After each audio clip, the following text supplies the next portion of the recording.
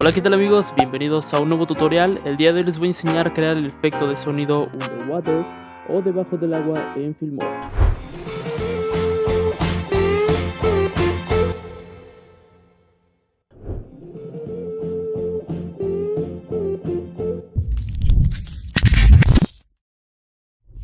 Antes de comenzar amigos, quiero invitar a todos los nuevos a que se den una vuelta por el contenido del canal y si los videos les gustan pueden suscribirse y activar la campanita de notificaciones para no perderse de mis próximos videos. Vamos a comenzar llevando nuestra canción o sonido a la línea de tiempo de Filmora.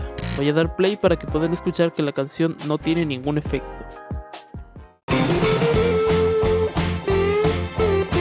Ahora vamos a dar doble clic sobre nuestro sonido y en la parte de ecualizador vamos a seleccionar personalizar. Ahora tienen que copiar los ajustes que verán en la pantalla.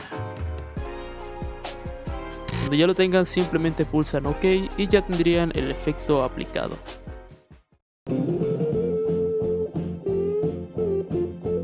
Y eso es todo por hoy amigos, espero que el video les haya gustado. Si así fue, revienten ese botón de likes.